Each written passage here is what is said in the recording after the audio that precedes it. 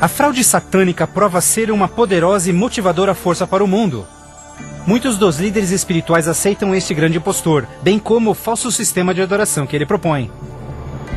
Com a intensificação das calamidades, líderes religiosos creem que o tempo não mais pode ser desperdiçado em convencer o mundo a aderir às doutrinas desse Messias contraventor. Aqui está a paciência dos santos. Aqui estão aqueles que guardam os mandamentos de Deus e a fé de Jesus. Nem todos serão enganados. Poucos serão aqueles que entenderão que a Bíblia havia alertado sobre esse incrível enganador, e eles sabem que o objetivo deste falso Messias é desviar o povo dos mandamentos de Deus. Mas essa não é a primeira vez que Satanás se apresenta como anjo de luz. Quando Jesus foi tentado no deserto, Satanás apareceu a ele disfarçado como glorioso mensageiro de Deus. Mas o inimigo de Deus se revelou quando tentou a Jesus em desobedecer a palavra de Deus. Portanto, mais uma vez, usando a mesma tática, o mal tenta enganar o mundo a desobedecer a lei de Deus. Ninguém pode servir a dois senhores, pois odiará um e amará o outro, ou será leal a um e desprezará ao outro. O mundo chegou a um momento decisivo em sua história. O falso Cristo e o conflito global estão dividindo o mundo em dois grupos distintos: aqueles que seguem a Bíblia e aqueles que seguem a besta.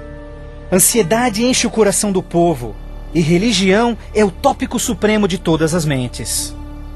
Entrevistas no rádio e TV, bem como nas cortes em debates, os verdadeiros seguidores de Deus serão levados diante os líderes mundiais. Ali apresentarão poderosas e eloquentes razões bíblicas para sua oposição, onde o falso sistema de adoração foi apresentado ao mundo. Os mandamentos de Deus e o que constitui a verdadeira adoração estarão ao centro de cada discussão. Movidos pelo poder do Santo Espírito, compelidos pelo argumento bíblico dos servos de Deus, milhares em todo o mundo converter-se-ão desde suas igrejas sem vida e se posicionarão junto aos impopulares, mas verdadeiros seguidores de Jesus. O que nos resta? Devemos obedecer a Deus ou ao homem, à tradição popular ou à Escritura, dividindo assim o mundo inteiro em dois grupos. De um lado, aqueles que receberam o selo de Deus, e do outro lado, aqueles que receberam o sinal da besta. Aquele que é injusto, siga sendo injusto. Aquele que é sujo, que siga sendo sujo. Aquele que é justo, que siga sendo justo. E aquele que é santo, que siga sendo santo. Este texto de Apocalipse antecede o próximo evento em que todo homem, mulher e criança fará sua final decisão, a favor ou contra Cristo. Ao lado de Deus estão aqueles que em fé observaram sua palavra, mesmo diante oposição. No outro lado, aqueles que escolheram a religião de tradições humanas. Assim como as portas da Arca de Noé fecharam-se instantes antes do dilúvio, a porta da graça será finalmente fechada para o mundo, e a graça de Deus não estará mais disponível para os perdidos. A segunda vinda de Cristo é iminente, mas primeiro, o mundo terá de atravessar as mais devastadoras pragas que jamais sobrevieram sobre a humanidade. Ouvi então uma voz vinda do templo dizendo aos 7 anjos: Vai e derrama sobre os povos as 7 taças da ira de Deus.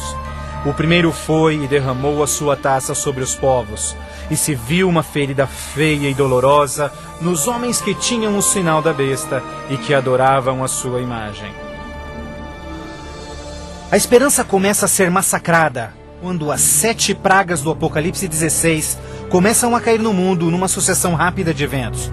Estes serão os mais horríveis flagelos jamais vistos pelo homem.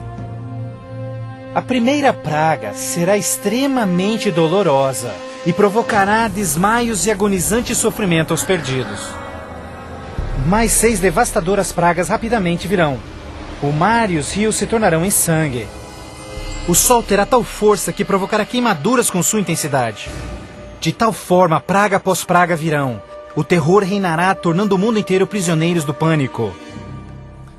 Durante este período, alguns dos salvos encontrarão abrigo em locais isolados e remotos, onde serão protegidos e mantidos por anjos do Senhor. Outros lançados em prisões. embora aparentemente abandonados pelo homem, não foram esquecidos por Deus. Os fiéis de Deus estarão protegidos das pragas, da mesma forma como os filhos de Israel foram preservados durante as pragas que caíram no Egito. Neste momento, os salvos passam por um momento de angústia em suas almas. O principal pensamento em suas mentes: estamos em paz com Deus? Finalmente, encontram paz em suas consciências confiando nas promessas de Deus.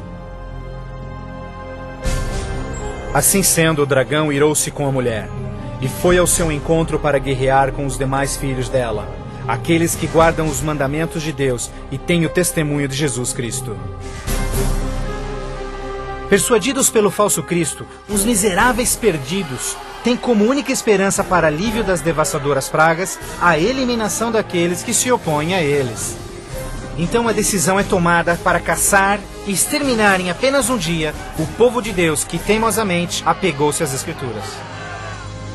Assim sendo, o campo de batalha espiritual tem aqueles que seguem as tradições humanas e adoram a besta contra aqueles que amam a Jesus e obedecem os seus mandamentos. Esta é a batalha final do Armagedon. O mundo perverso, que chegou finalmente ao limite da paciência de Deus. E finalmente o momento em que Deus entra em cena para resgatar os seus filhos fiéis.